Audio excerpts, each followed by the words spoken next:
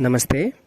ఈ పోడ్కాస్ట్లో మనం ఆధునిక రాజ్యాంగం స్వరూప స్వభావాలు దీని గురించి తెలుసుకుంటాం. ఇందులో చారిత్రక పరిణామాలు, రాజ్యాంగ నిర్వచనాలు, ఉత్తమ రాజ్యాంగ లక్షణాలు, రాజ్యాంగ ప్రయోజనాలు, రాజ్యాంగం రూపకల్పనకు గల కారణాలు, అలాగే రాజ్యాంగాల వర్గీకరణ మరియు వాటి ముఖ్య లక్షణాలు మరియు ప్రయోజనాల గురించి, వీటిలో ముఖ్యంగా పరిమాణాత్మక రాజ్యాంగం, తాత్విక రాజ్యాంగం, అలిఖిత రాజ్యాంగం, లిఖిత రాజ్యాంగం, ఏకకేంద్ర వ్యవస్థ విధానం, సమైక్య ప్రభుత్వ విధానం, దృఢ రాజ్యాంగము, పార్లమెంటరీ ప్రభుత్వ విధానం, అధ్యక్ష తరహా ప్రభుత్వం, వీటి గురించి ఈ పోడ్కాస్ట్లో మనం తెలుసుకుంటాం. ఆధునిక రాజ్యాంగం స్వరూప స్వభావాలు, దాని పరిచయం. ప్రపంచ దేశాలలో ఆధునిక రాజ్యాల అవతరణకు మూలాధారం రాజ్యాంగం. అభివృద్ధి చెందుతున్న ఆధునిక రాజ్యాలకు రాజ్యాంగం అవసరమని ప్రొఫెసర్ జెలినిక్ అనే రాజనీతి శాస్త్రజ్ఞుడు అభిప్రాయపడ్డాడు. రాజ్యాంగ ప్రక్రియలో రాజ్యానికి సంబంధించిన విభిన్న వ్యవస్థల అధికారాలు, విధులు, వాటిపై గల పరిమితులు మొదలైన విషయాలు స్పష్టంగాను నిర్దిష్టంగాను గోచరిస్తాయి. ప్రజలకు రాజ్యం ద్వారా జరిగే ప్రయోజనాలు ఎలాంటి పద్ధతుల ద్వారా సాధ్యమవుతాయో నిర్దేశించడం జరుగుతుంది. ఆధునిక రాజ్యాంగ వ్యవస్థలో రాజ్యానికి చెందిన అన్ని విషయాలు ఒక క్రమమైన పద్ధతిలో నడుస్తాయి. ప్రముఖ రాజనీతి శాస్త్రజ్ఞుడు సిజే ఫ్రెడిక్ అభిప్రాయపడినట్లుగా రాజ్యంలో రాజకీయ ప్రక్రియలను సక్రమమైన పద్ధతిలో జరగడానికి రాజ్యాంగం ప్రముఖ పాత్ర వహిస్తుంది. కాబట్టి ప్రతి రాజ్యానికి రాజ్యాంగం అవసరం అనే భావన ఏర్పడింది. ఆధునిక రాజ్యాంగం చారిత్రక పరిణామాలు. అత్యంత ప్రాచీన రాజకీయ స్వభావం గల భారతదేశంలోనూ, ఈజిప్టు, ఇతర ప్రాచీన దేశాలలోనూ రాజ్యాలకు గతంలో స్పష్టమైన రాజ్యాంగాలు ఉండేవి కావు. అప్పటి రాజ్యాలు ప్రజల విశ్వాసం ప్రకారం రాజు ప్రజాప్రతినిధిగా రాజ్యాన్ని పరిపాలిస్తూ వచ్చారు. రాజరిక వ్యవస్థలో రాజుతో సహా పౌరులందరూ ధర్మానికి కట్టుబడి వ్యవహరించవలసి ఉండేది. క్రమానుగతంగా రాజ్య వ్యవస్థలో మతాచార్యుల ప్రభావం పెరిగి రాజ్య వ్యవస్థపై వారి ప్రభావం పెరుగుతూ వచ్చింది. మారుతూ ఉన్న పరిస్థితుల క్రమంలో సంస్కృతి, నాగరికతలు అభివృద్ధి చెందగా ప్రజల్లో హేతువాద శక్తి వర్ధిల్లి రాజు లేదా ప్రభువు అధికారాలకు హేతుబద్ధమైన పరిమితులను విధించడంతో పాటు క్రమబద్ధమైన జీవిత విధానానికి రాజ్యాంగం గట్టి పునాదులు వేసింది. నూతన రాజ్యాంగ నిర్మాణంలో గ్రీకు తత్వవేత్తలు దూరదృష్టితో ఆలోచించి రాజు అధికారాలను క్రమబద్ధం చేసి పౌరులు రాజ్య వ్యవహారాలలో భాగస్వామ్యం కావడానికి కొన్ని పద్ధతులను, వ్యవస్థలను రూపొందించగలిగారు. ప్రపంచ దేశాలలో రాజ్యాంగ ప్రభుత్వాలు రూపొందడానికి గ్రీకు రాజ్యాంగం బాగా తోడ్పడింది. ప్రముఖ గ్రీకు తత్వవేత్త అరిస్టాటిల్ పాలిటిక్స్ అనే సమగ్ర గ్రంథాన్ని రచించడానికి సుమారు 158 సమకాలీన రాజ్యాంగాలను అధ్యయనం చేసినట్లు తెలుస్తుంది. అరిస్టాటిల్ రాజ్యాంగాన్ని నిర్వచించడమే కాక రాజ్యాంగాలను వర్గీకరించి రాజ్యాంగంలో ఉండవలసిన మౌలిక లక్షణాలను పరిశీలించి రాజనీతి శాస్త్రానికి పితామహుడుగా నిలిచాడు. ఇదిలా ఉండగా ఈ ప్రాచీన రోమన్ సామ్రాజ్యవాదులు రాజ్యాంగబద్ధమైన ప్రభుత్వాలను నెలకొల్పడంలో ఎంతగానో కృషి చేశారు. ఆనాటి రోమన్ సామాజిక కర్తల మూలంగా రాజ్యాంగబద్ధమైన ప్రజాస్వామ్యాలు వెలుగులోకి రాలేదు.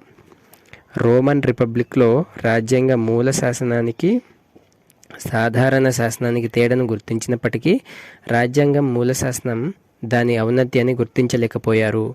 మధ్యయుగంలో రోమన్ రాజ్య పతనానంతరం రాజ్యాంగ ప్రభుత్వాలు అంతరించిపోయాయి. కొన్ని సందర్భాలలో ప్రభువులు తమ సామంతులతో, అంటే లిఖిత అలిఖిత రూపాల్లో పరస్పర ఒప్పందాలు చేసుకొని తమ అధికారాలను, బాధ్యతలను పరిమితం చేసుకున్నారు. ఈ నేపథ్యంలో ప్రముఖ క్రైస్తవ రాజనీతిజ్ఞుడైన సెయింట్ అగస్టైన్, సెయింట్ థామస్ ఆక్వినాస్ వంటి తాత్వికులు మతధర్మాన్ని, రాజధర్మాన్ని విశ్లేషించి రాజ్యాధికారానికి లౌకిక పరిధిని నిర్ధారించారు. ప్రపంచ పునరుజ్జీవనం. క్రైస్తవ మత సంస్కరణల యుగం ఆరంభం కావడంతో రాజులకు మతాచార్యులకు మధ్య సంఘర్షణ ఏర్పడింది. రాజులు మతాధిపతుల అధికారాన్ని ధిక్కరించి నిరంకుశ పాలన పద్ధతిని అనుసరించారు.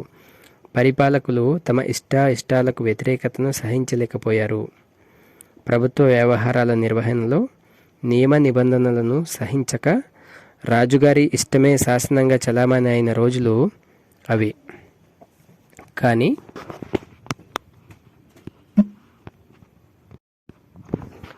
రాజుల నిరంకుశ పాలనను చిరకాలం సహించడానికి మధ్యతరగతి వర్గాలు ఎదురు తిరిగాయి. ఇదే సమయంలో సామాజిక ఒడంబడికవాదులైన సోషల్ కాంట్రాక్ట్, జాన్ లాక్ మరియు రూసో మొదలైన వారు రాజుల పాలనకు ప్రజాసమ్మతి ప్రాతిపదికగా కల్పించే ప్రయత్నం చేశారు. సార్వభౌమత్వ అధికారాన్ని 3 వేరువేరు ప్రభుత్వ అంగాలుగా విభజించి అధికార పృథక్కరణ నియమం ప్రకారం చట్టారీత్యా రాజు అధికారాలకు పరిమితులను నిర్దేశించారు. ఆ కాలంలోనే వరుసగా ప్రజా ఉద్యమాలకు ఒత్తిళ్లకు గురైన రాజరిక ప్రభువులు ప్రజలతో ఒప్పందాలు చేసుకొని తమ అధికారాలను పరిమితం చేసుకోవడానికి ప్రయత్నం చేశారు. రాజులు ప్రజలతో చేసుకున్న ఒప్పందాలు భవిష్యత్తులో లిఖిత రాజ్యాంగాలుగా రిటెన్ కాన్స్టిట్యూషన్స్గా రూపొందడానికి తోడ్పడ్డాయి. ఉదాహరణకు ఇంగ్లాండులో 1647లో జారీ చేసిన ప్రజల ఒప్పందం, 1653లో ఆలివర్ క్రామ్వెల్ ప్రచురించిన ఇన్స్ట్రుమెంట్ ఆఫ్ గవర్నమెంట్ మొదలైనవి. అలాంటిదే 1688లో జరిగిన మహావిప్లవం రాజు సార్వభౌమాధికారాన్ని శాశ్వతంగా బ్రిటిష్ పార్లమెంటుకు ధారాదత్తం చేసింది. ఈ విధంగా ఆధునిక రాజ్యాంగ చారిత్రక పరిణామాలలో గుణాత్మకమైన మార్పులు ఏర్పడి ఇంగ్లాండు పరిమిత మరియు రాజరిక రాజ్యాంగం లిమిటెడ్ కాన్స్టిట్యూషనల్ మోనార్కీగా చరిత్రను సృష్టించింది. రాజ్యాంగ పరిణామ ప్రక్రియలో భాగంగా 18వ శతాబ్ది ఉత్తరార్ధంలో అమెరికాలోని 13 బ్రిటిష్ వలస రాష్ట్రాలు బ్రిటిష్ నుండి విడిపోయి స్వాతంత్రాన్ని ప్రకటించుకొని తమ భవిష్యత్తును పటిష్టపరచుకునే నిమిత్తం క్రీస్తు శకం 1787లో లిఖిత రాజ్యాంగాన్ని రచించుకున్నాయి. ఆనాడు రూపొందించుకున్న లిఖిత రాజ్యాంగం నేటికీ చలమణి అవుతూ ఇతర ప్రపంచ రాజ్యాంగాలకు ఆదర్శమైంది.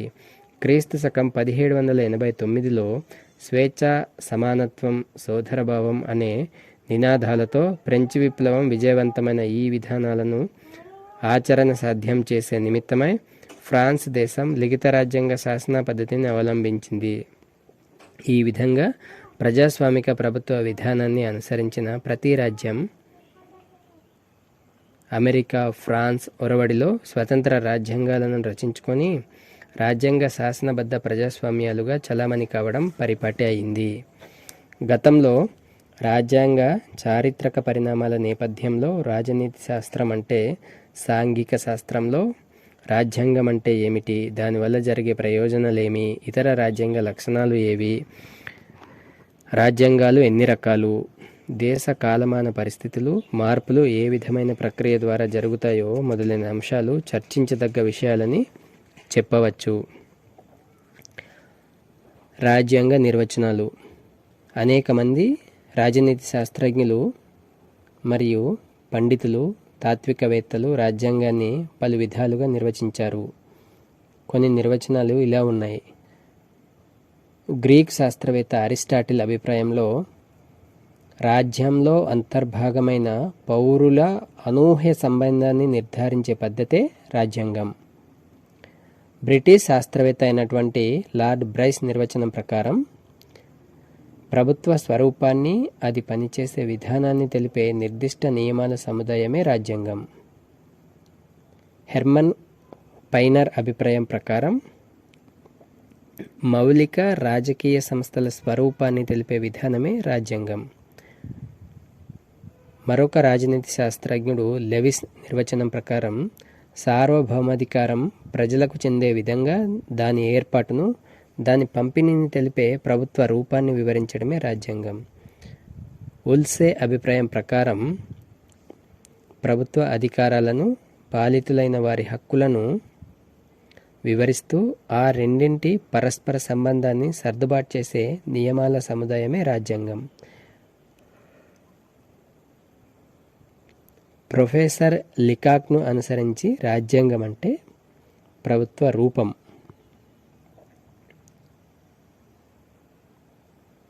ఆర్ బ్రివిస్టల్ ఈయన గవర్నమెంట్ ఇన్ మోడర్న్ స్టేట్ అనే గ్రంథంలో రాజ్యాంగాన్ని ఇలా నిర్వచించాడు. రాజ్యాంగం రాజ్య మౌలిక చట్టం.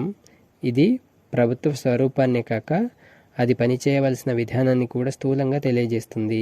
దాని అధికారాలను, విధులను వివరిస్తుంది. రాజ్యాంగపరమైన చట్టాల సవరణ పద్ధతులను తెలుపుతుంది. ప్రజాస్వామిక వ్యవస్థలలో పౌర హక్కులను పదిలం చేసి ప్రభుత్వం అక్రమ చర్యల నుంచి వారికి రక్షణను కల్పిస్తుంది.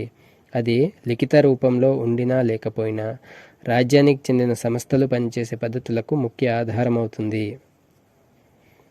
అధికారానికి లేదా బలప్రయోగానికి ఉపయోగపడే సాధనాలైన రాజకీయ సంస్థల సమిష్టి ఏర్పాట్ల స్వభావమే రాజ్యాంగమని చెప్పవచ్చు. రాజ్యాన్ని మోటార్ వాహనంతో పోల్చితే దాని యంత్రం ప్రభుత్వం కాగా దాని చట్రం రాజ్యాంగంగా చెప్పవచ్చు. లిఖిత, అలిఖిత రూపంలో ప్రభుత్వ వ్యవస్థల స్వరూపాన్ని నిర్ధారిస్తూ ప్రభుత్వ అంగాల మధ్య అధికార విభజనను గౌరవించి ఈ అధికారాలను ఏ పద్ధతిలో వినియోగించాలో స్పష్టంగా వివరించే నిబంధనల సముదాయమే రాజ్యాంగమని ప్రముఖ రాజనీతి శాస్త్రజ్ఞుడు ప్రొఫెసర్ గిల్క్రిస్ట్ నిర్వచనం ద్వారా తెలుస్తుంది.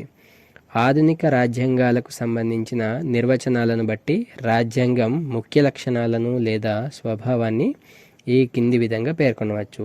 1. రాజ్యాంగం కొన్ని నియమాలు లేదా నిబంధనల సముదాయం. ఇతర సాధారణ చట్టాల కంటే రాజ్యాంగ మౌలిక సిద్ధాంతానికి ఎంతో ప్రాముఖ్యత ఉన్నదని చెప్పవచ్చు. 2. ఈ నిబంధనలు లిఖిత రూపంలో అధికారిక ప్రమాణాన్ని పొందుతాయి. అలిఖిత రూపంలో సాంప్రదాయాలు లేదా వాడుకలో రూపొంది చెలామణిలో ఉంటాయి. 3. రాజ్యాంగ నిబంధనలు అనగా రాజ్యాంగ నిబంధనలు ప్రభుత్వ అంగాల స్వరూపాన్ని నిర్ధారిస్తాయి. వివిధ అధికార వ్యవస్థల మధ్య సార్వభౌమాధికారాన్ని విభజిస్తాయి.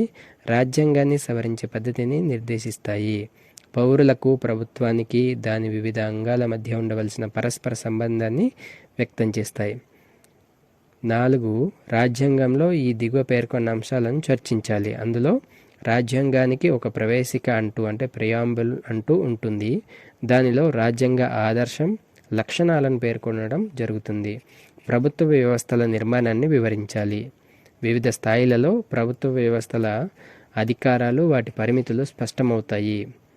పౌర హక్కులు, వాటిపై పరిమితులు విశదీకరించడం జరుగుతుంది. 5. రాజ్యాంగ సవరణ పద్ధతులను నిర్దేశించాలి.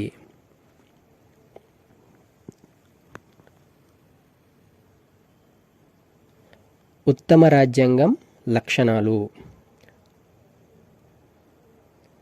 ఉత్తమ రాజ్యాంగం లక్షణాలలో ముఖ్యమైనవి స్పష్టత, నిర్దిష్టత. 2. సంక్షిప్తత. 3. సమగ్రత.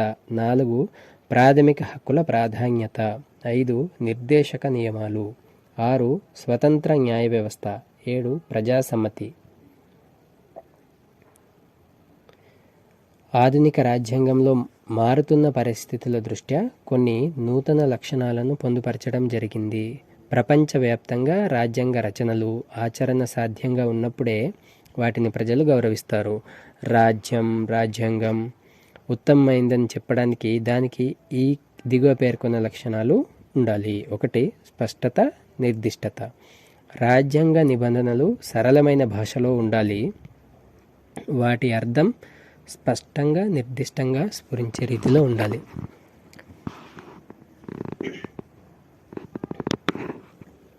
సరళమైన రీతిలో ఉంటే రాజ్యాంగ నిబంధనలు ప్రజలు ఆదరించి అనుసరిస్తారు. 2. సంక్షిప్తత. రాజ్యాంగ అధికరణలు, మౌలిక లక్షణాలు సంక్షిప్తంగా ఉండాలి. ఎక్కువ నిబంధనలు కూడా క్రమపద్ధతిలో అమర్చి పరస్పర పొంతన ఉండాలి. రాజ్యాంగ నిబంధనలో నిర్దిష్టమైన నిబంధనలు మాత్రమే పొందుపరచాలి. 3. సమగ్రత. సమగ్రత ఉత్తమ రాజ్యాంగం లక్షణాలలో ముఖ్యమైంది. రాజ్యానికి సంబంధించిన ప్రతి అంశాన్ని స్పష్టంగా రూపొందించాలి. ప్రభుత్వానికి సంబంధించిన అన్ని నియమాలు అందులో చర్చించాలి. రాజ్యాంగం ప్రయోజనం రాజ్యంలోని అన్ని వర్గాల ప్రజలకు చెందే విధంగా స్పష్టంగా ఉండాలి. సామాన్య నియమాలు, సత్సాంప్రదాయాలు వాడుకల ద్వారా పరిష్కారమయ్యే విధంగా రాజ్యాంగాన్ని సమగ్ర దృష్టితో రూపొందించాలి. 4. ప్రాథమిక హక్కుల ప్రాధాన్యత. కొందరు రాజనీతి తత్వవేత్తల అభిప్రాయంలో ఉత్తమ రాజ్యాంగం పౌరుల ప్రాథమిక రక్షణకు హామీ ఇవ్వాలి. ప్రజా సంక్షేమం దృష్ట్యా పౌర హక్కుల పరిరక్షణకు ఉత్తమ రాజ్యాంగంలో నిబంధనలను జతపరిచి వాటి పరిరక్షణకు గట్టి చర్యలను తీసుకోవాలి. ప్రాథమిక హక్కులను లిఖిత రూపంలో పొందుపరిచి వాటి ప్రయోజనాలను ప్రజలకు తెలియపరచాలి. 5. నిర్దేశక నియమాలు. నిర్దేశక నియమాలు రాజ్యాంగానికి ప్రత్యేకమైన విశిష్టతను కలిగిస్తున్నాయి. రాజకీయ సిద్ధాంతాల ప్రభావం నిర్దేశక నియమాల్లో ప్రతిబింబిస్తుంది. బ్రిటన్లో విస్తృత ప్రచారం పొందిన ఫేబియన్ సోషలిజం ముద్ర నిర్దేశక నియమాల మీద చాలా ఉంది. ఐర్లాండు రాజ్యాంగ నమూనాలో భారత రాజ్యాంగంలో నిర్దేశక నియమాలను పొందుపరచడం జరిగింది. ఐర్లాండు రాజ్యాంగంలో సాంఘిక విధానం నిర్దేశక నియమాలు అంటే directive principles of social policy అని ఉండగా, మన రాజ్యాంగంలో భారత రాజ్యాంగంలో రాజ్య విధాన నిర్దేశక నియమాలు అని అంటే directive principles of state policy అని పేర్కొనటం జరిగింది. నిర్దేశక నియమాలలో పొందుపరిచిన అనేక అంశాలలో సాంఘిక, ఆర్థిక, రాజకీయ వాతావరణం ఆధారంగా స్వదేశీయతకు సంబంధించిన గ్రామీణ అభివృద్ధి, గ్రామ పంచాయతీలు, కుటీర పరిశ్రమలు, మద్యపాన నిషేధం, బలహీన వర్గాల సంక్షేమం వంటి అంశాలు చోటు చేసుకున్నాయి. 6. స్వతంత్ర న్యాయ వ్యవస్థ.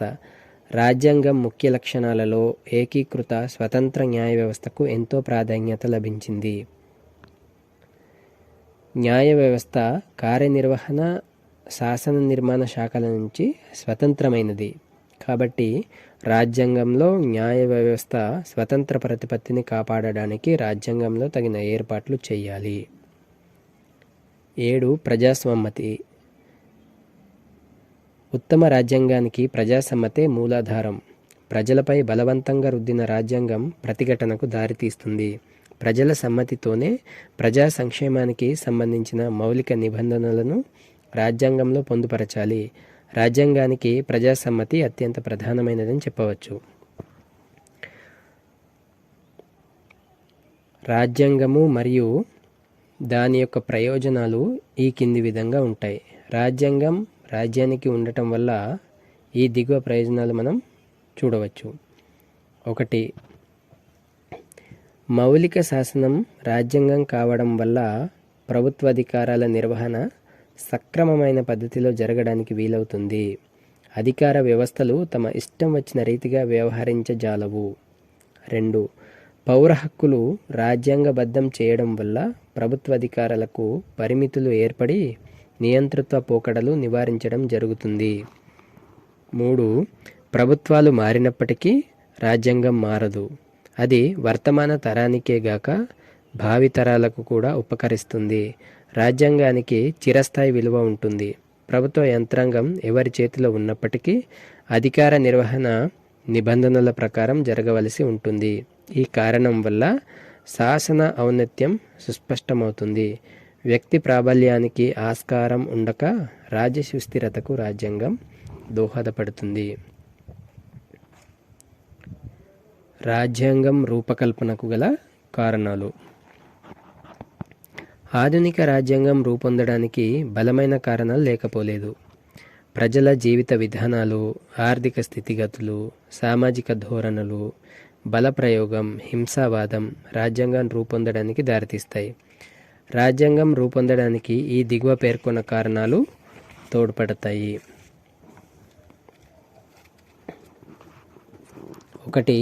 రాజానుగ్రహం. 2. పరిణామక్రమం. 3. శాసన నిర్మిత రాజ్యాంగం. 1. రాజానుగ్రహం. రాజరిక రాజ్యాలలో పాలకులు దేశకాల పరిస్థితుల ప్రభావం వల్ల తమ ప్రజలకు రాజ్యాంగాలను ప్రసాదించారు. క్రీస్తు శకం 1814 ఫ్రెంచ్ పాలకుడు లూయి 18 ఇతను 1848లో ప్రఖ్యాతి చెందిన ఫెడరిక్ విలియం IV తమ ప్రజలకు రాజ్యాంగాలను ప్రసాదించడం జరిగింది. ఆ రాజ్యాంగాలు పాలకుల అధికారాలపై పరిమితులను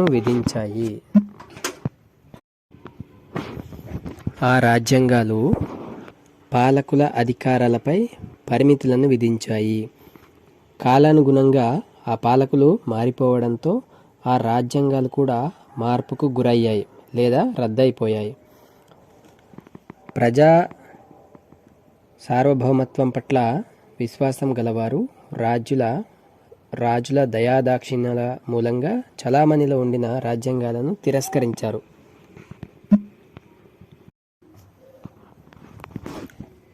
వారి అభిప్రాయంలో ప్రజల హక్కులు పూర్తిగా ప్రజలకు చెందినవి, పాలకుల దయాభిక్ష కాదు. 2. పరిణామక్రమం. సాధారణంగా రాజ్యాంగాలు పరిణామక్రమం వల్ల రూపొందుతాయి. అలా రూపొందడానికి ఆచారాలు, సాంప్రదాయాలు, వాడుకలు తోడ్పడతాయి.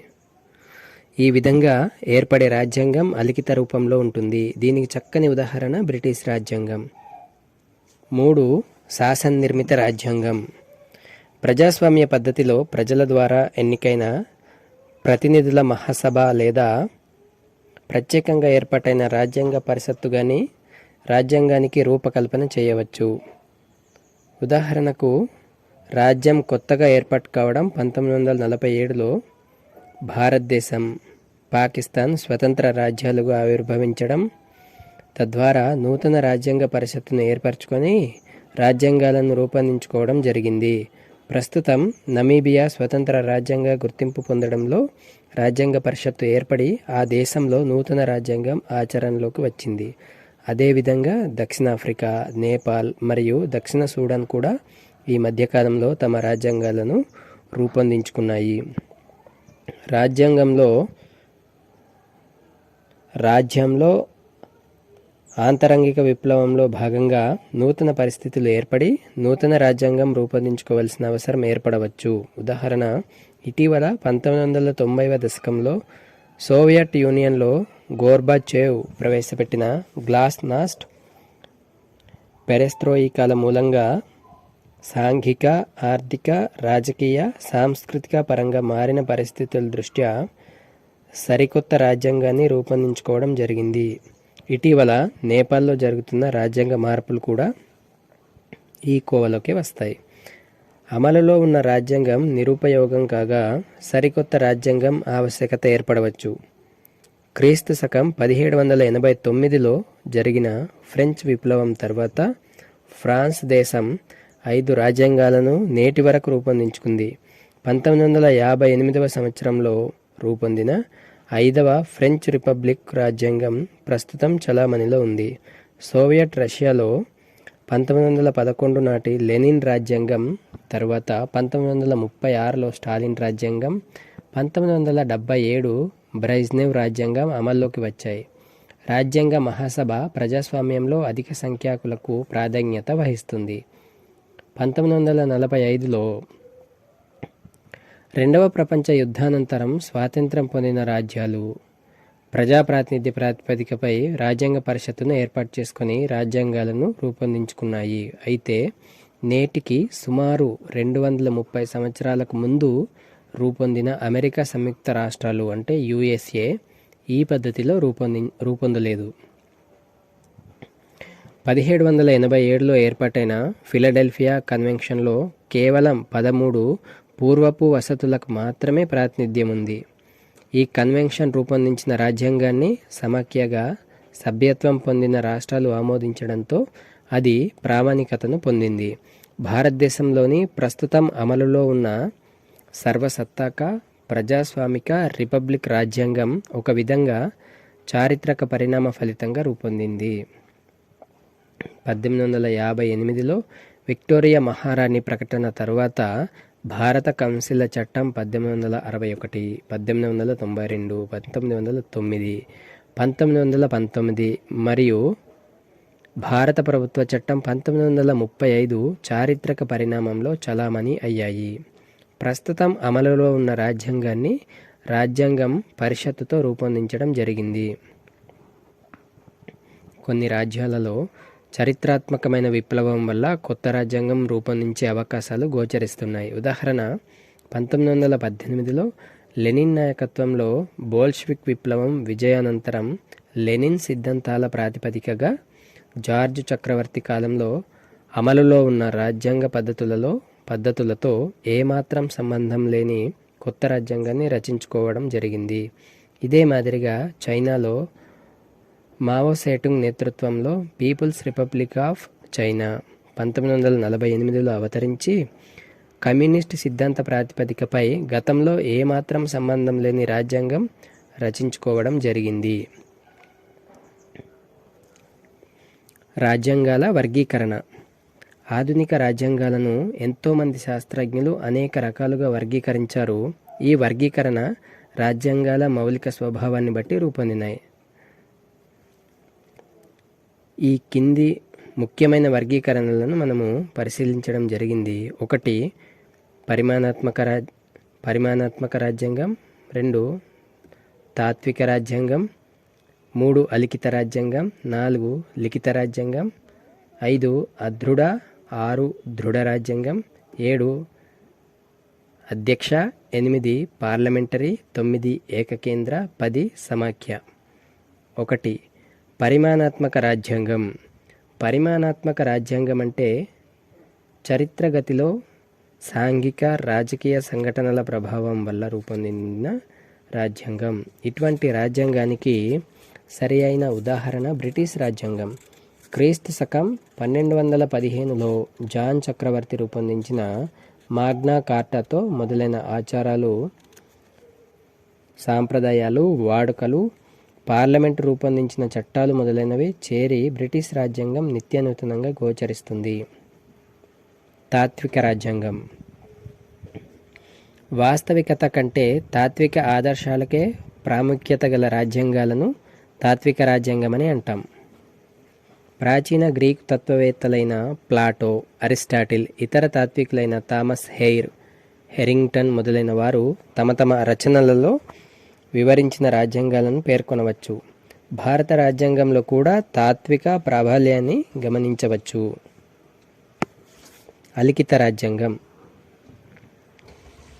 రాజ్యాంగ వర్గీకరణలో అత్యంత ప్రాచీనమైనది అలిఖిత రాజ్యాంగం. ఈ రాజ్యాంగానికి ఒక ఖచ్చితమైన రూపముండదు. లిఖిత రూపంలో ఉండే చట్టాల ద్వారా కాకుండా ఆచారాలు, సాంప్రదాయాలు, వాడుకల రూపంలో అలిఖిత రాజ్యాంగం వృద్ధి చెందుతుంది. పార్లమెంటు రూపొందించే చట్టాలు, ఆ చట్టాలకు న్యాయస్థానాలు చేసే న్యాయ వివరణలు, న్యాయ నిపుణుల వ్యాఖ్యానాల ద్వారా ఈ రాజ్యాంగం అభివృద్ధి చెందుతూ వచ్చింది. ఈ రాజ్యాంగం లిఖిత రూపంలో కాకుండా అనేక రాజపత్రాలు, చట్టాల ప్రక్రియలు, న్యాయస్థానాలు జారీ చేసిన న్యాయ నిర్ణయ పత్రాలు ఆధారంగా రూపొందినవి. ఇలాంటి రాజ్యాంగాలకు బ్రిటిష్ రాజ్యాంగం ఒక్కటే సుస్పష్టమైన ఉదాహరణ. ఈ అలిఖిత రాజ్యాంగం యొక్క లక్షణాలు మరియు ప్రయోజనాలు ఈ విధంగా ఉంటాయి. లక్షణాలు: ప్రజల వాడుకలు, అలవాట్లు, ఆచారాలు, సాంప్రదాయాలు అలిఖిత రాజ్యాంగంలో అంతర్భాగాలు. దీనికి తోడు పార్లమెంట్ రూపొందించే శాసనాలు, ప్రభుత్వం జారీ చేసే పత్రాలు, న్యాయమూర్తుల తీర్పులు అలిఖిత రాజ్యాంగంలో చేరుతాయి. 2 ఈ రాజ్యాంగానికి ఖచ్చితమైన పద్ధతిలో గ్రంథాకారం ఉండదు. ఇది కాలక్రమంలో నిత్యనూతనంగా వృద్ధి పొందుతూ ఉంటుంది. దానికి సమాప్తి ఉండదు. మన శరీరం మనకు తెలియకుండా ఎలా ప్రతినిత్యం ఎదుగుతూ ఉంటుందో అలిఖిత రాజ్యాంగం కూడా అలాగే వృద్ధిని పొందుతూ ఉంటుంది. 3 అలిఖిత రాజ్యాంగంలో సాధారణ చట్టాలకు రాజ్యాంగ చట్టాలకు మధ్య తేడా లేదు. 4 చట్టాలను కాలానుగుణంగా సులభంగా సవరించవచ్చు కాబట్టి రాజ్యాంగ సవరణ మిక్కిలి తేలికైనది. 5 న్యాయస్థానాలకు న్యాయ సమీక్ష చేసే అధికారం ఉండదు. 6 శాసన నిర్మాణం చేసే పార్లమెంట్ సార్వభౌమత్వం గల సంస్థగా గుర్తింపు పొందింది. ఈ అలిఖిత రాజ్యాంగం వలన ఉపయోగాలు ఏంటంటే, ఒకటి, చట్టాలు ప్రజా అభిమతానికి తగ్గట్టుగా నిత్య నూతనంగా శాసనసభ రూపొందిస్తుంది. ఉద్యమాలు, ఆందోళనలు, తిరుగుబాట్లు, విప్లవాలకు తక్కువ అవకాశం ఉంది. చట్టాలను దేశ కాలాలకు అనుగుణంగా సులభంగా సవరించి ఎటువంటి అత్యవసర పరిస్థితినైనా ఎదుర్కొనవచ్చు. అలాగే చట్టాల్లో అధర్మతాత్మకత కంటే ఆచరణాత్మకత మెండుగా ఉంటుంది మరియు నిరుపయోగమైన చట్టాలను ఆపివేయడానికి అవకాశం కలుగుతుంది. ఇవి అలిఖిత రాజ్యాంగం యొక్క లక్షణాలు మరియు ప్రయోజనాలు. లిఖిత రాజ్యాంగం రెండవ ప్రపంచ యుద్ధం తర్వాత అవతరించిన అనేక దేశాలు లిఖిత రాజ్యాంగాన్ని పొందుపరుచుకున్నాయి. ప్రపంచ దేశాలు లిఖిత రాజ్యాంగాలను ఇష్టపడడానికి ఈ దిగువ పేర్కొన్న కారణాలే చాలా ముఖ్యమైనవి. ఒకటి, పాలకులు ప్రజలను సంతృప్తిపరిచే నిమిత్తం తమ ప్రభుత్వానికి ఒక నిర్దిష్టమైన స్వరూపాన్ని కల్పించి క్రమవిరుద్ధమైన ప్రభుత్వ చట్టాలను నివారించి ప్రజల విశ్వాసాన్ని పొందాలని కోరటం. 2, పౌరులు తమ ప్రాథమిక స్వేచ్ఛకు తగిన రక్షణలను అపేక్షించి ప్రభుత్వ అధికారాలను పరిమితం చేయాలని కాంక్షించడం.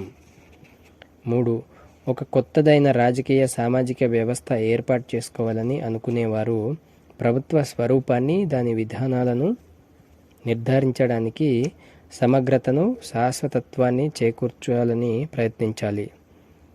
స్వాతంత్ర్యం తర్వాత మన దేశంలో పార్లమెంటరీ ప్రభుత్వ విధానాన్ని అనుసరించాలనే లక్ష్యంతో లిఖిత రాజ్యాంగ రచనకు అవకాశం లభించింది.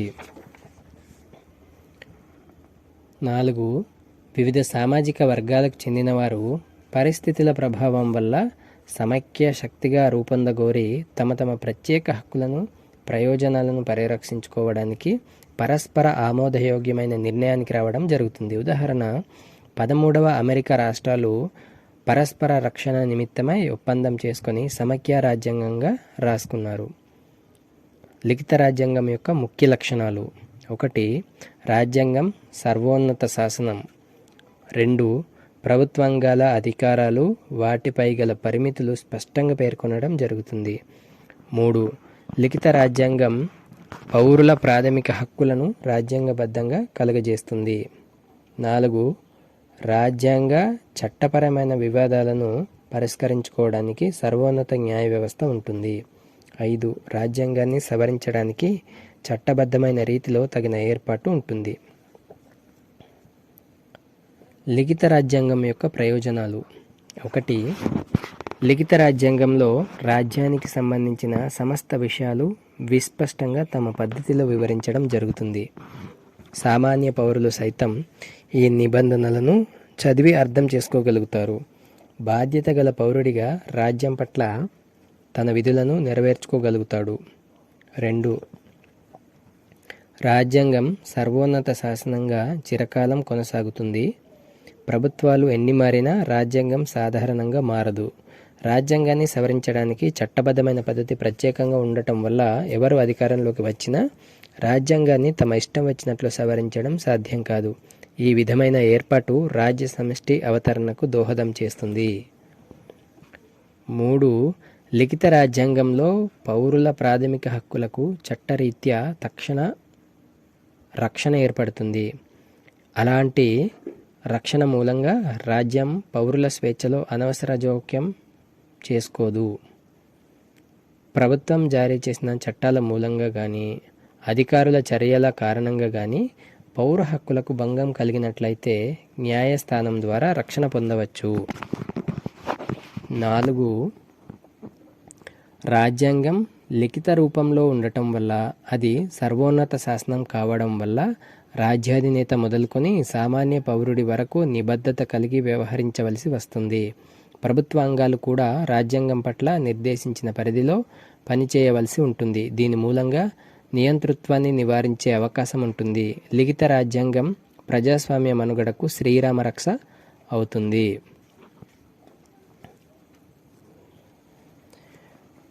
రాజకీయ వ్యవస్థల వర్గీకరణ. దేశాన్ని పాలించడానికి ఏర్పడ్డ వ్యవస్థే రాజకీయ వ్యవస్థ అంటాం. రాజకీయ వ్యవస్థలో ఒక కేంద్ర ప్రభుత్వం, కొన్ని ప్రాంతీయ ప్రభుత్వాలు ఉంటాయి. రష్యా, అమెరికా, చైనా, భారతదేశం వంటి దేశాల్లో కాక స్వల్ప విస్తీర్ణం ఉన్న బ్రిటన్, ఫ్రాన్స్, జపాన్, పాకిస్తాన్ వంటి దేశాల్లో విభిన్న ప్రభుత్వాలు ఉన్నాయి. కేంద్ర ప్రభుత్వం దేశం అంతటిపై అధికారం వహిస్తూ ఉంటుంది. ప్రాంతీయ ప్రభుత్వాలు ఒక ప్రాంతం పైన మాత్రమే అధికారం వహిస్తాయి. అన్ని రాజకీయ వ్యవస్థలలో ఒక కేంద్ర ప్రభుత్వం, కొన్ని ప్రాంతీయ ప్రభుత్వాలు ఉన్న వీటి మధ్య ఏర్పడ్డ సంబంధాలు అన్ని వ్యవస్థల్లో ఒకే విధంగా ఉండటం లేదు. తద్వారా ఆధునిక రాజ్యాంగాలను ఏకకేంద్ర సమాఖ్య రాజ్యాంగాలుగా విభజించడం జరిగింది.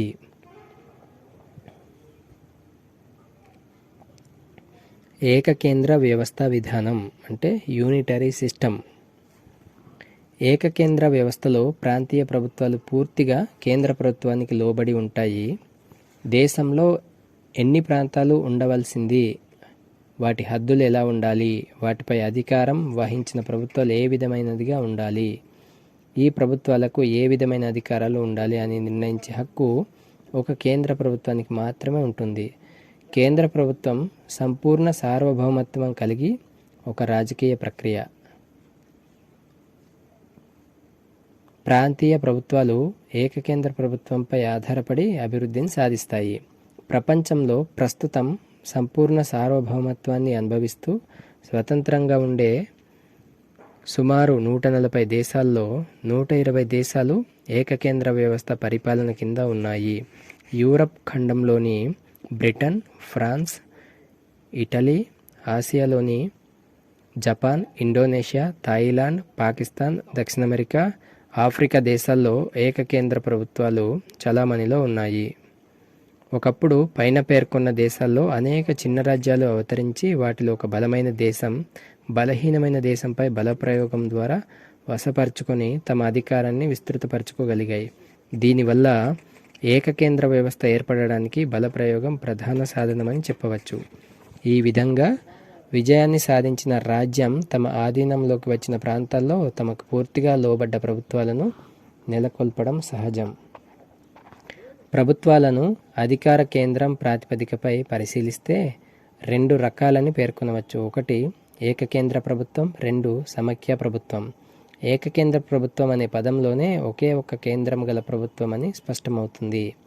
ఆంగ్ల భాషలో కూడా యూని అంటే 1, టరీ అంటే అధికారం, యూనిటరీ ప్రభుత్వం అంటే ఒకే ఒక్క అధికారం కాబట్టి కేంద్రం గల ప్రభుత్వం అని అర్థం.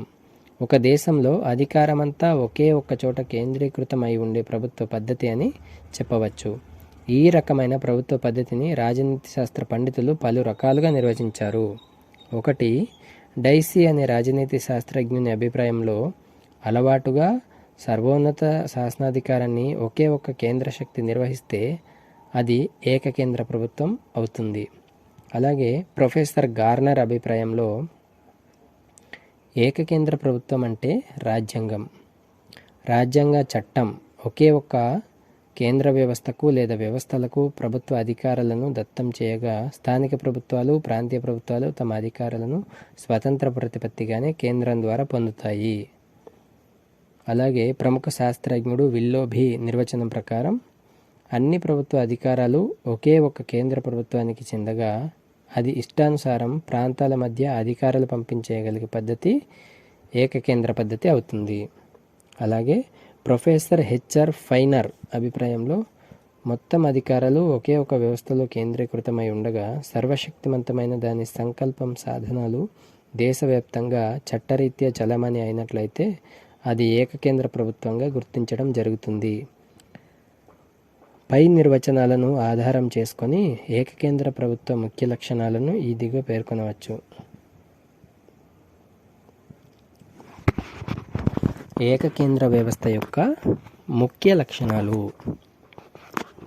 1 ఒకే ఒక్క అధికార కేంద్రం, 2 పరిపాలనా క్షేత్రాలు, 3 లిఖిత లేదా అలిఖిత రాజ్యాంగం, 4 కేంద్ర శాసనసభ ఆధిక్యత, 5 కేంద్ర ఆధీనంలో పరిపాలనా క్షేత్రాలు, 6 అధికార విభజన ఉండదు, 7 ఏకపౌరసత్వం.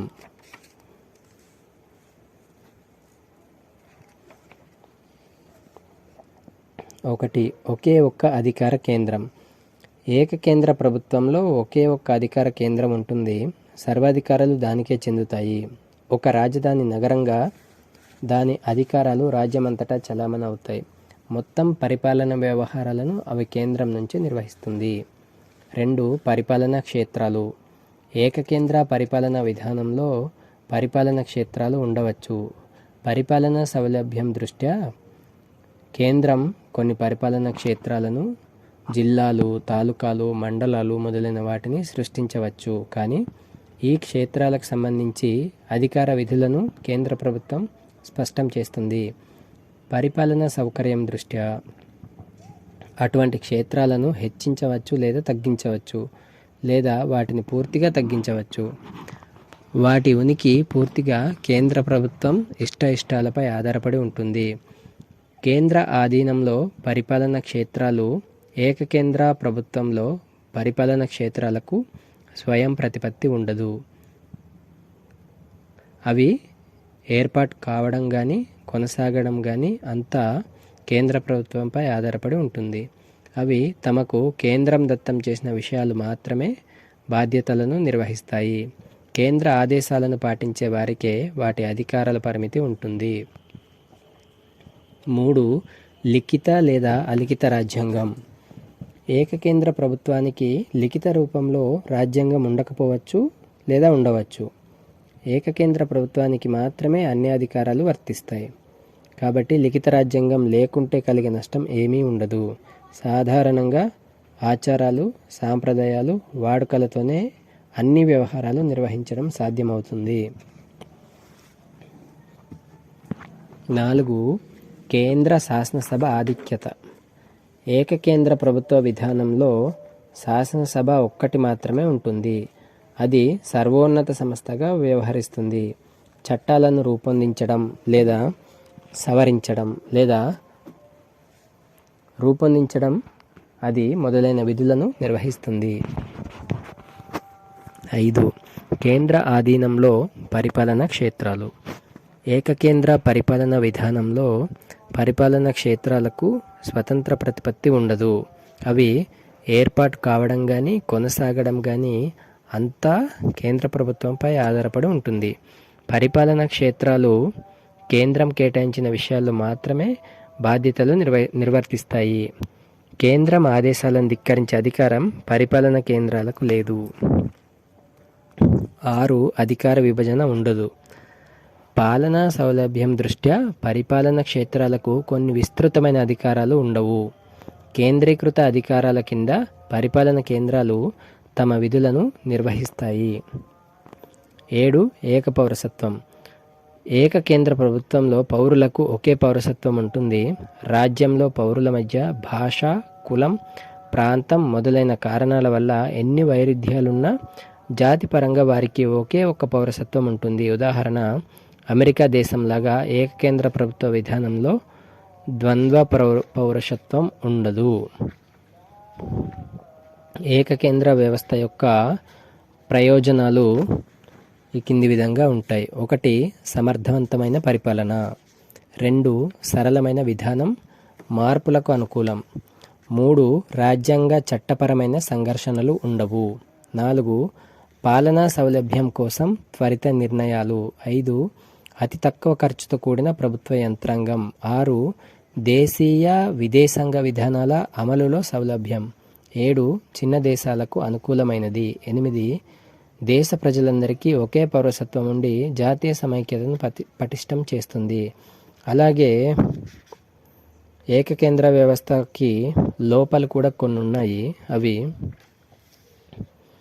1. అధికార కేంద్రీకరణ వల్ల నిరంకుశ పాలన ఏర్పడే అవకాశం. 2. ఏకకేంద్ర విధానంలో ప్రజలకు భాగస్వామ్యం తక్కువ. 3. పరిపాలనా విధానంలో ప్రజల చొరవ నశిస్తుంది. 4. ఏకకేంద్ర విధాన ప్రక్రియలో స్థానిక సంస్థల పట్ల నిర్లక్ష్యం జరిగే అవకాశం. 5. ఆధునిక పరిస్థితుల దృష్ట్యా కార్యభారం పెరిగి ఉద్యోగి బృందం ప్రాబల్యం పెరుగుతుంది. 6. దుర్భరత్వం అంటే విమర్శకుల దృష్టిలో ఏకకేంద్ర ప్రభుత్వాలు దేశీయ విదేశీయ సమస్యలను తట్టుకోలేవు. 7. పెద్ద రాజ్యాలకు అనుకూలం కాదు.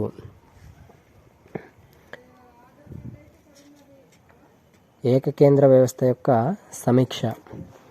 ప్రస్తుతం ఏకకేంద్ర వ్యవస్థ పూర్తిగా నెలకొన్న ఫ్రాన్స్ వంటి దేశాల్లో ఒకప్పుడు ప్రజలు భిన్న భాషలు మాట్లాడేవారు. వాళ్లకు భిన్న సంస్కృతులు, ఆచార వ్యవహారాలు ఉండేవి. తామంతా ఒకే జాతికి చెందిన వారమనే భావం వారిలో ఉండేది కాదు. కానీ ఏకకేంద్ర వ్యవస్థను రూపొందించిన రాజులు కొన్ని శతాబ్దాల కాలం దేశాన్ని నిరంకుశంగా పాలించి ప్రజలందరూ ఒకే భాషను మాట్లాడేవారిగాను, ఒకే సంస్కృతికి అలవాటుగాను మార్చారు. ప్రజలు తమలోని భేదాలను విస్మరించి ఒకే జాతిగా ఏర్పడ్డారు.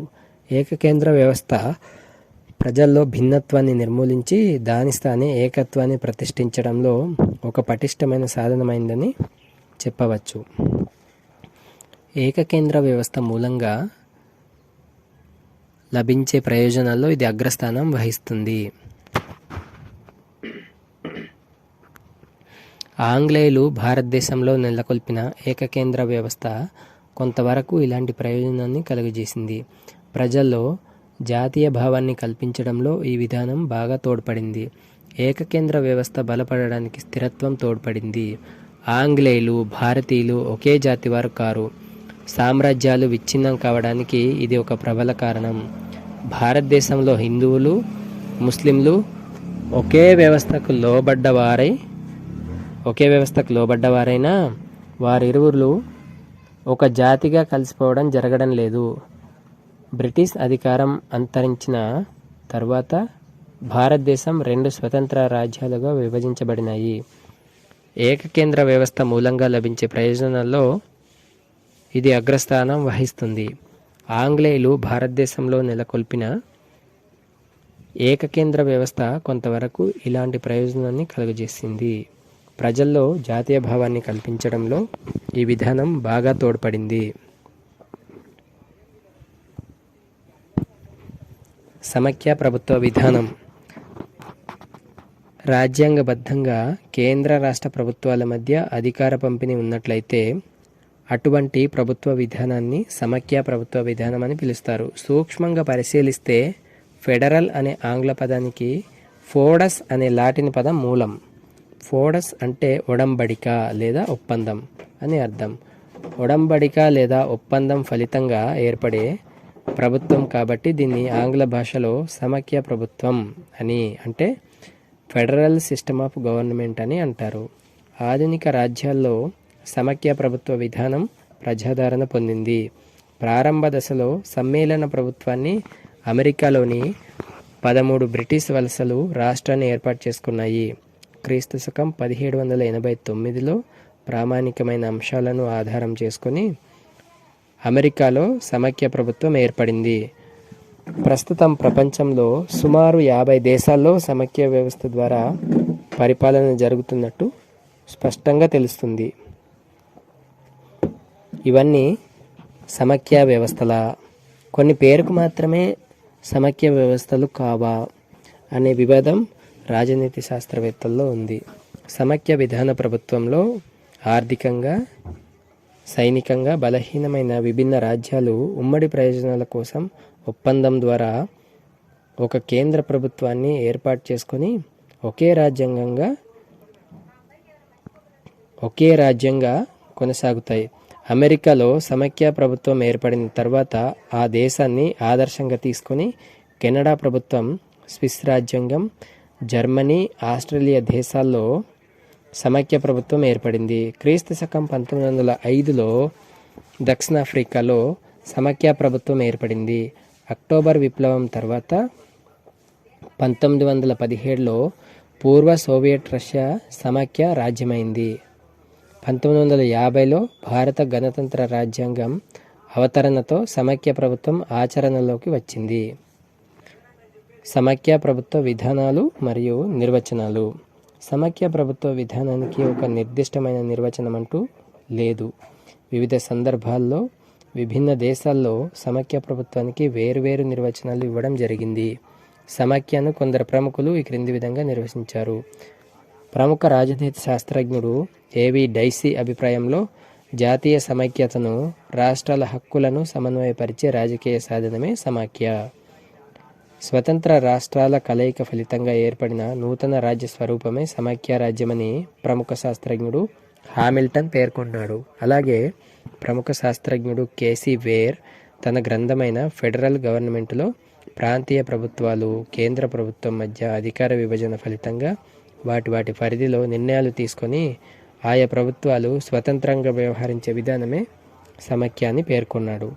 ప్రముఖ రాజనీతి శాస్త్రజ్ఞుడు గార్నర్ అభిప్రాయంలో ఒక సార్వభౌమ వ్యవస్థలో రాజ్యాంగం లేదా పార్లమెంట్ రూపొందించిన చట్టాల ద్వారా సంక్రమించిన అధికారాల ద్వారా కేంద్ర స్థానిక ప్రభుత్వాలు స్వతంత్ర ప్రతిపత్తి కలిగి ఉండే ప్రభుత్వ పద్ధతియే సమాఖ్య అని చెప్పవచ్చు.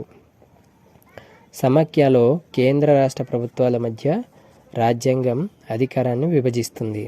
అధికార విభజనలో జాతీయ ప్రయోజనాలు ప్రాంతీయ ప్రయోజనాలకు ప్రాధాన్యతలు కల్పించి వాటి మధ్య సయోధ్య ఏర్పాటు చేయడం జరుగుతుంది. రాజ్యాంగం ద్వారా లభించిన అధికార పరిధిలో ఆ ప్రభుత్వాలు స్వతంత్ర ప్రతిపత్తి కలిగి ఉంటాయి. అధికార విభజనలో మార్పులు చేయడం కేవలం రాజ్యాంగ సవరణ పద్ధతుల ద్వారా వీలవుతుంది. రాష్ట్ర ప్రభుత్వాలు అధికార పరిధులను రాజ్యాంగం నిర్ణయిస్తుంది.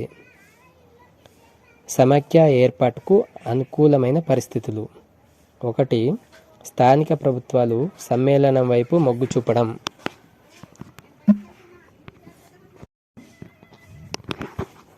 సమాఖ్య ప్రభుత్వ లక్షణాలు: 1. రాజ్యాంగ ఆధిక్యత, లిఖిత రాజ్యాంగం. 2. అధికారాల విభజన. 3. 2 స్థాయిల్లో ప్రభుత్వాలు. 4. దృఢ రాజ్యాంగం. 5. స్వతంత్ర న్యాయ వ్యవస్థ. 6. రాజ్యాంగంలో ప్రాథమిక హక్కుల ప్రకటన.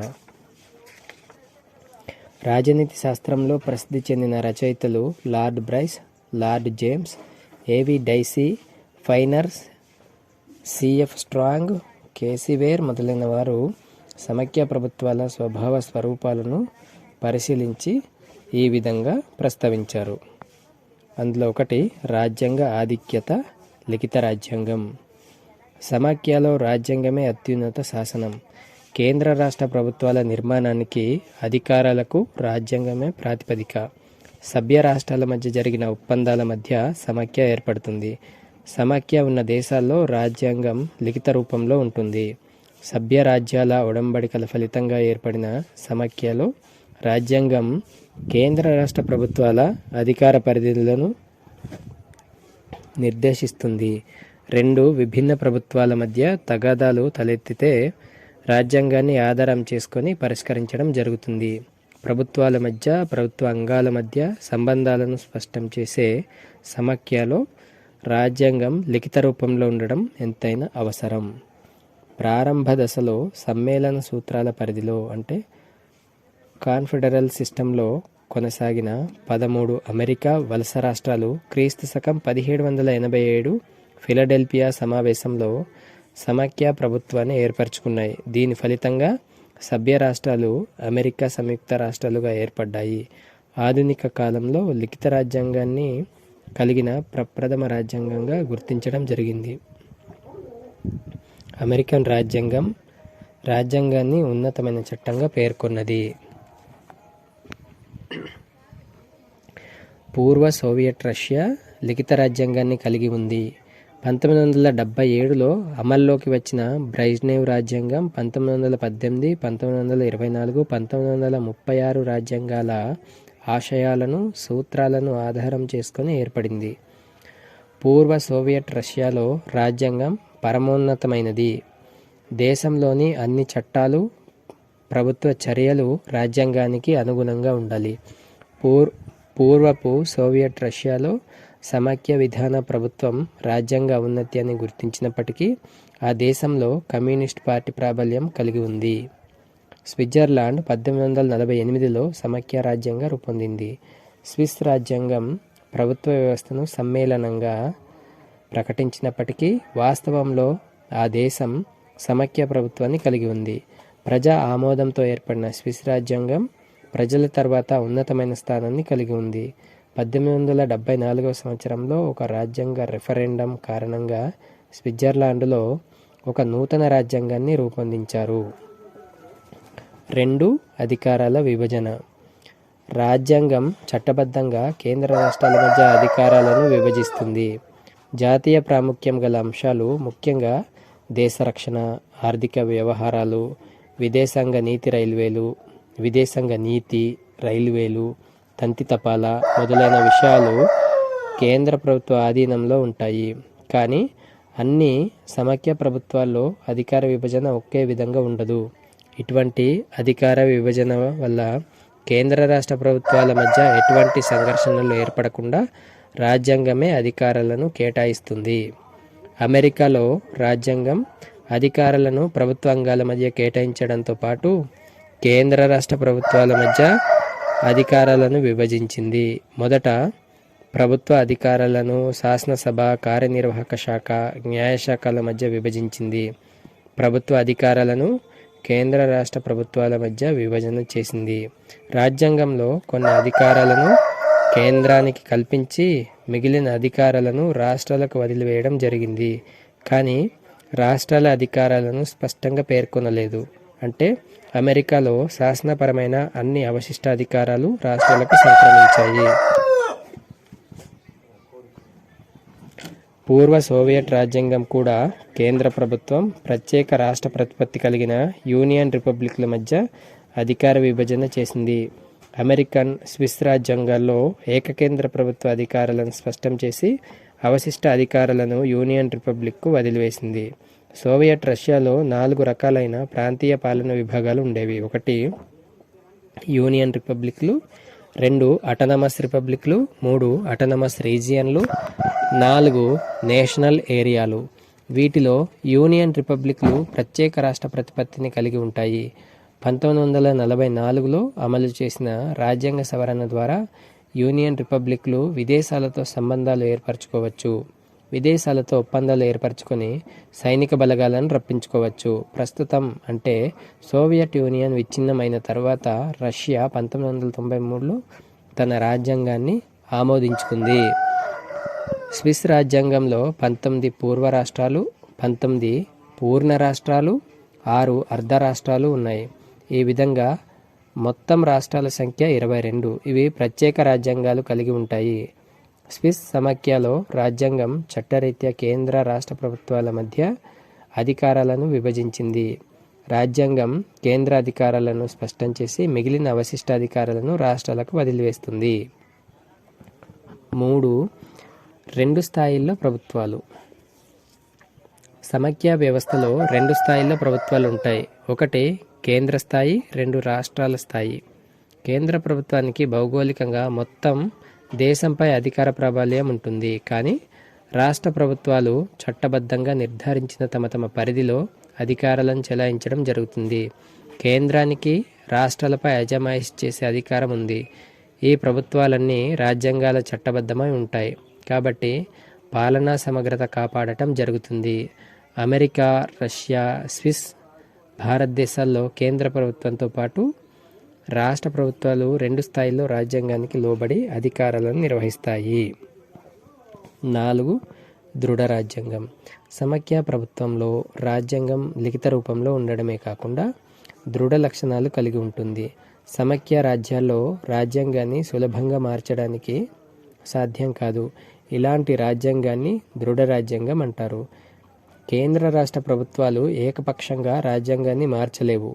రాజ్యాంగ సవరణలో కేంద్రానికి రాష్ట్రాలకు భాగస్వామ్యం ఉంటుంది. అమెరికాలో రాజ్యాంగం లిఖితమైనదే కానీ దృఢమైనది. అమెరికా రాజ్యాంగం సూచించినట్లు రాజ్యాంగ సవరణలో కేంద్ర రాష్ట్ర ప్రభుత్వాలు భాగస్వామ్యాన్ని కలిగి ఉంటాయి. ఏ ప్రజాస్వామ్య దేశంలోనైనా రాజ్యాంగాన్ని సవరించడానికి కనీసం కొన్ని నిర్దేశిత సంఖ్యలోని రాష్ట్రాల శాసనసభలు రాజ్యాంగ సవరణ బిల్లులు ఆమోదించాలి. అమెరికాలో క్రీస్తు శకం 1789 నుంచి నేటి వరకు కేవలం 27 సార్లు మాత్రమే సవరణలు జరిగాయి. స్విస్ దేశంలో కూడా రాజ్యాంగం దృఢమైంది. ఈ రాజ్యాంగాన్ని సవరించడం చాలా కష్టం. ప్రత్యక్ష ప్రజాస్వామ్య పద్ధతులైన ప్రజాస్వామ్య సేకరణ, ప్రజాభిప్రాయ నివేదన ద్వారా ప్రజల భాగస్వామ్యంతో రాజ్యాంగాన్ని సవరించవచ్చు. పూర్వ సోవియట్ రాజ్యాంగంలో రాజ్యాంగ సవరణ పద్ధతిని వివరించారు. ఈ దేశంలో రాజ్యాంగ సవరణకు ప్రత్యేక పద్ధతిని అనుసరించినప్పటికీ అమెరికా రాజ్యాంగమంతా దృఢ పద్ధతి కనబడదు. రాజ్యాంగ సవరణ విషయంలో యూనియన్ రిపబ్లిక్కు భాగస్వామ్యం లేదు. 5. స్వతంత్ర న్యాయ వ్యవస్థ. సమైక్య వ్యవస్థలో రెండు విభిన్న ప్రభుత్వాల మధ్య కొన్ని సందర్భాల్లో వివాదాలు ఉత్పన్నం కావడానికి అవకాశం ఉంది. ఇటువంటి వివాదాలను పరిష్కరించడానికి, రాజ్యాంగ ఔన్నత్యాన్ని పరిరక్షించడానికి స్వతంత్ర ప్రతిపత్తి, న్యాయాధికారాలు ఉన్న ఒక విస్తృత న్యాయ వ్యవస్థ ఉంటుంది. అమెరికా సంయుక్త రాష్ట్రాల్లో సుప్రీంకోర్టు న్యాయాధికారాలు కలిగి ఉంది. పూర్వపు సోవియట్ రష్యాలో న్యాయశాఖకు స్వతంత్ర ప్రతిపత్తి లేదు. న్యాయశాఖ రాజ్యాంగాన్ని వ్యాఖ్యానించడానికి అధికారం కలిగి ఉండదు. న్యాయశాఖకు న్యాయ సమీక్ష అధికారం లేదా రాజ్యాంగాన్ని పరిరక్షించే బాధ్యతలు కానీ ఉండవు. సుప్రీం సోవియట్లోని ప్రెసిడియంకు అటువంటి అధికారాలు మాత్రమే ఉంటాయి. స్విస్ ప్రభుత్వ విధానంలో న్యాయశాఖ ఆధిక్యత పాక్షికంగా ఉంది. ఈ దేశంలోని ఫెడరల్ ట్రిబ్యునల్ సమైక్య రాజ్యాంగాన్ని వ్యాఖ్యానించే అధికారం ఉండదు. కేంద్ర రాష్ట్ర ప్రభుత్వాల సారూప్యత సమైక్యలోని రాజకీయ వ్యవస్థలన్నీ ఒకే పద్ధతిని అనుసరించాయి. సమైక్య వ్యవస్థలో కేంద్ర రాష్ట్ర ప్రభుత్వాలు సారూప్యత కలిగి ఉండకపోతే తరచు వివాదాలు ఏర్పడతాయి. అమెరికా, సోవియట్ రష్యా, స్విస్ రాజ్యాంగ దేశాలు కేంద్ర రాష్ట్ర ప్రభుత్వాలు సారూప్యత కలిగి ఉన్నాయి. 6. రాజ్యాంగంలో ప్రాథమిక హక్కుల ప్రకటన. సమైక్య వ్యవస్థలో రాజ్యాంగం పౌర ప్రాథమిక హక్కులను లిఖిత రూపంలో ప్రకటించాయి. అమెరికా రాజ్యాంగంలో మొదట 10 ప్రకరణలు ప్రాథమిక హక్కులను వివరిస్తాయి. స్విస్ రాజ్యాంగంలో కూడా పౌర హక్కులను గురించి చర్చించింది. పూర్వపు సోవియట్ రష్యాలో రాజ్యాంగం పౌరుల ప్రాథమిక హక్కులతో పాటు ప్రాథమిక విధులను కూడా పేర్కొంది. భారత రాజ్యాంగంలోని 3వ భాగంలో 12 నుంచి 35 వరకు గల అధికరణలో ప్రాథమిక హక్కుల గురించి పేర్కొనడం జరిగింది. అలాగే 42వ భారత రాజ్యాంగ సవరణ ద్వారా పౌరులు నిర్వహించవలసిన 10 ప్రాథమిక విధులను 51A ప్రకరణలో పొందుపరిచారు. ఈ సమైక్య ప్రభుత్వం యొక్క ప్రయోజనాలు: 1. భిన్నత్వంలో ఏకత్వం. 2. నిరంకుశత్వాన్ని నిరోధించడం. 3. సమైక్యలో కేంద్ర ప్రభుత్వ భారం తగ్గుతుంది. 4. ఈ పద్ధతిలో ఆర్థిక, రాజకీయ, పాలనా రంగాల్లో నూతన ప్రయోగాలకు అవకాశం ఉంటుంది. 5. సమైక్యలో ప్రాంతీయ ప్రజల ఆశయాలను, కోరికలను నెరవేర్చడానికి అవకాశం కుదురుతుంది. 6. సభ్య రాష్ట్రాలకు అంతర్జాతీయ స్థాయిలో గుర్తింపు. 7. రాజకీయ చైతన్యం పెరిగి ప్రజాస్వామ్యం సార్థకతమవుతుంది. 8. సమైక్య ద్వారా రాష్ట్రాలు ఆర్థికపరమైన లాభాలను సాధించవచ్చు. సమైక్య ప్రభుత్వం యొక్క సమీక్ష. రాజకీయ వ్యవస్థలకు ప్రజల్లోని లక్షణాలు, ఆధారాలు, సమైక్య వ్యవస్థలోని కేంద్ర ప్రభుత్వం వారిలోని ఏకత్వానికి, ప్రాంతీయ ప్రభుత్వాలు వారిలోని భిన్నత్వానికి ప్రతిబింబాలు. ప్రజాస్వామ్యంలో ప్రజల భావాలు ఎల్లప్పుడూ ఒకే రకంగా ఉండవు. విభిన్న పరిణామాల వల్ల ఏకత్వంలో భిన్నత్వం ఏర్పడక తప్పదు. భాష, మత, ఆచారాలు, సంస్కృతి మొదలైన వాటిలో ప్రజల మధ్య భేదాలు ఉండడం ఈ భిన్నత్వానికి కారణం. ఈ కలయిక మూలంగా కొన్ని ప్రయోజనాలను సంపాదించే అవకాశం వారిలోని ఏకత్వానికి కారణం. సమైక్య వ్యవస్థకు భిన్నత్వాన్ని కంటే ఏకత్వమే అబ్బింది. ఆస్ట్రేలియాలో ఒకప్పుడు పశ్చిమ ఆస్ట్రేలియా రాష్ట్రం సమైక్య నుంచి విడిపోవడానికి ప్రయత్నించింది. కానీ సమైక్య ప్రభుత్వం ఆ రాష్ట్రంలోని ప్రజలకు కొన్ని ప్రత్యేక ప్రయోజనాలు కల్పించడం వల్ల వారు ఈ ప్రయత్నాన్ని మానుకున్నారు. ఈనాడు ఆస్ట్రేలియా ప్రజల్లో భిన్నత్వం కంటే ఏకత్వమే ఎక్కువ బలాన్ని సంపాదించి సమైక్య వ్యవస్థను రద్దు చేసి ఏకకేంద్ర వ్యవస్థను రూపొందించడమే దేశానికి శ్రేయస్కరమని భావించే వాదన ఏర్పడింది.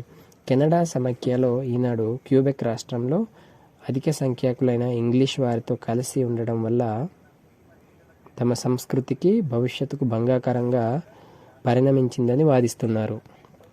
వారిలో కొందరు ఏర్పాటు ధోరణిలో పడ్డారు.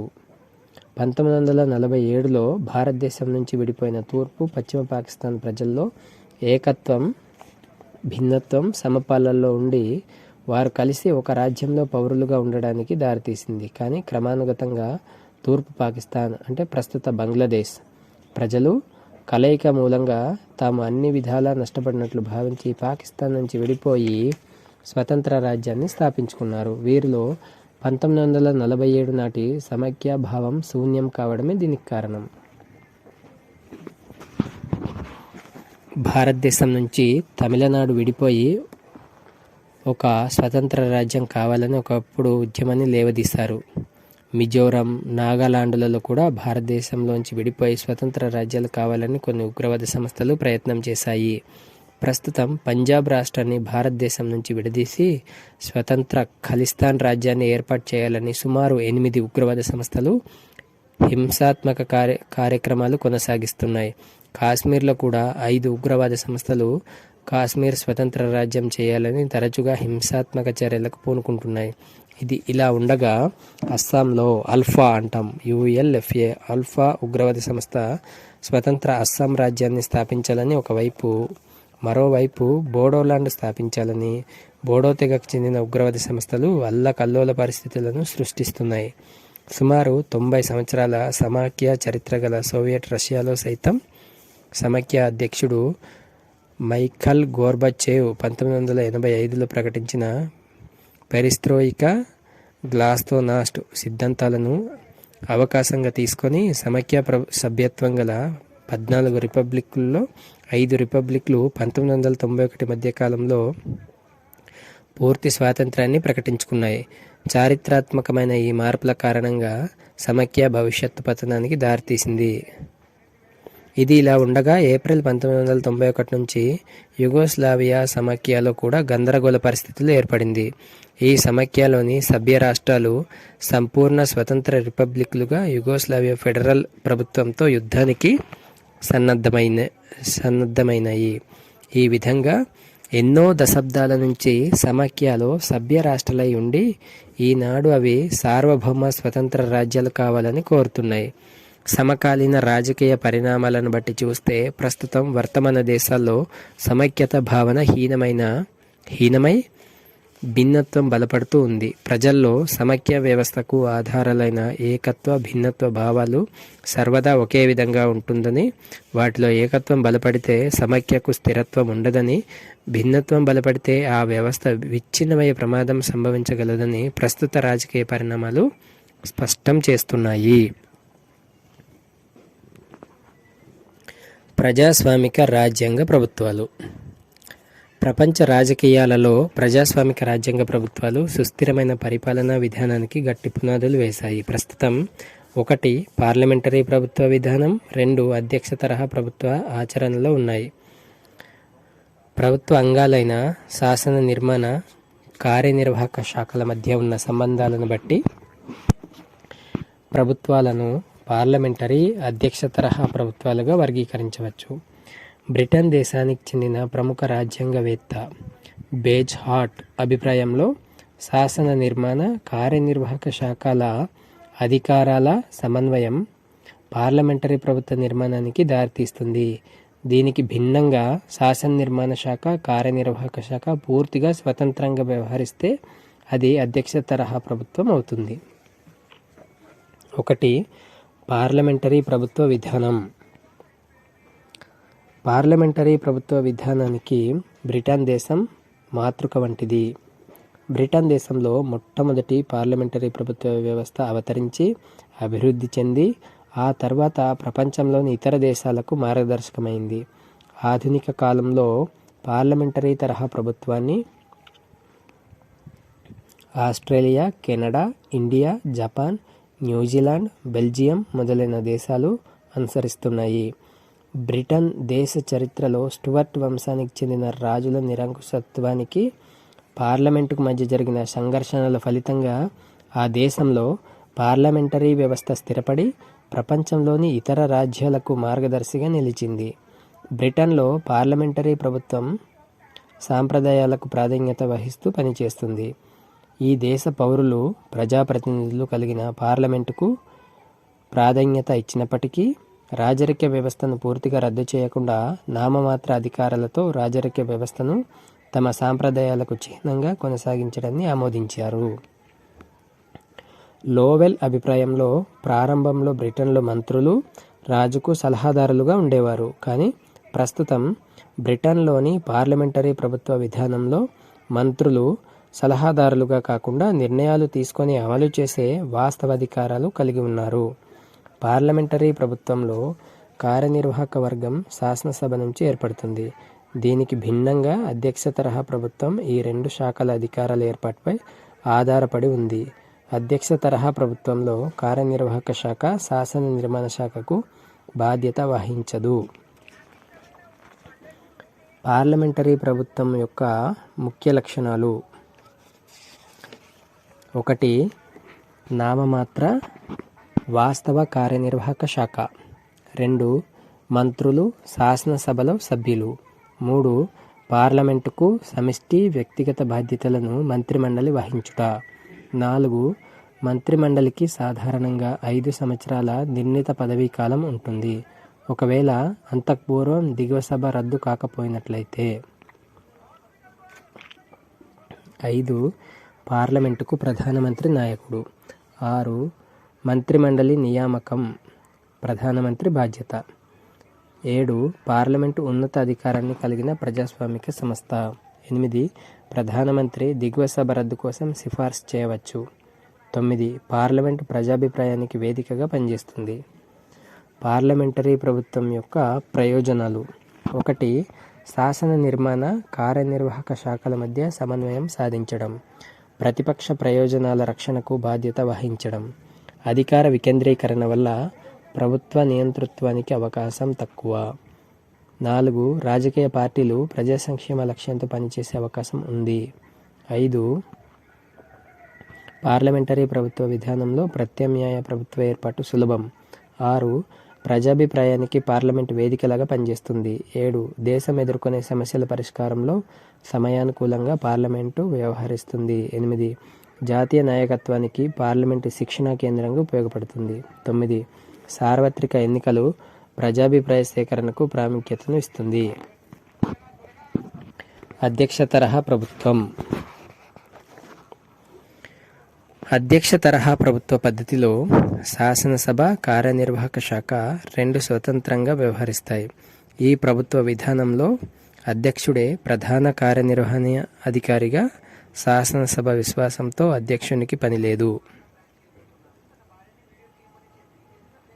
అతని పదవీకాలం కూడా రాజ్యాంగం ద్వారా పరిరక్షింపబడి ఉంటుంది.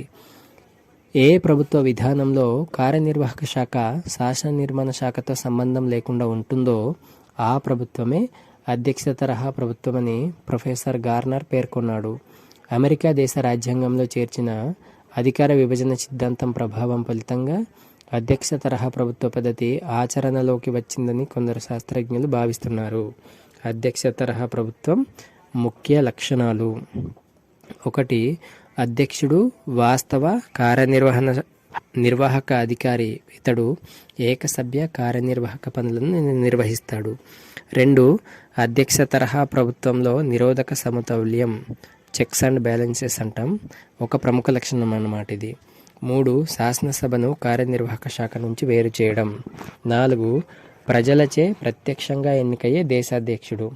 5. ఈ ప్రభుత్వ విధానంలో కార్యనిర్వాహక అధికారి అంటే అధ్యక్షుడు ఒక నిర్ణీత కాలానికి ఎన్నికవుతాడు. అధ్యక్ష ప్రభుత్వం యొక్క ప్రయోజనాలు: 1. కార్యనిర్వహణ అధికారి అయిన అధ్యక్షుడు ఒక నిర్ణీత కాలానికి ఎన్నికవుతాడు. పదవి కాలం ముగిసేంత వరకు అతడు పదవిలో కొనసాగుతాడు. 2. అధ్యక్ష ప్రభుత్వం అత్యవసర పరిస్థితులకు అనుకూలంగా ఉంటుంది. దేశం ఎదుర్కొనే సంక్షోభ పరిస్థితులను కార్యసాధకంగా అధ్యక్షుడు ఎదుర్కోగలడు. 3. అధ్యక్షుడు పరిపాలనా శాఖాధ్యక్షులుగా సలహాదారులుగా అనుభవజ్ఞులైన సమర్థులను నియమించి పాలన సాగిస్తారు. ఈ సలహాదారులకు శాసనసభతో సంబంధం ఉండదు. 4. కార్యనిర్వహణ అధికారమంతా ఒకే వ్యక్తి చేతిలో కేంద్రీకృతమై ఉండడం వల్ల ఆ వ్యక్తి ప్రభుత్వ నిర్ణయాలను త్వరగా చేయగలడు. 5. అధ్యక్ష ప్రభుత్వ విధానంలో ప్రభుత్వాంగాలు విడివిడిగా స్వతంత్రంగా ఉంటాయి. ఈ శాఖల మధ్య పరస్పర నియంత్రణ ఉంటుంది. ప్రతి ప్రభుత్వాంగం తనకిచ్చిన అధికారాలను నిర్వహించి ఇతర శాఖల వ్యవహారాల్లో జోక్యం చేసుకోదు. 6. అధ్యక్షుడు విధి నిర్వహణలో ప్రజలకు బాధ్యత వహిస్తాడు. పాలనలో ఏ చిన్న లోపం జరిగినా అందుకు అధ్యక్షుడు మాత్రమే పూర్తిగా బాధ్యత వహిస్తాడు.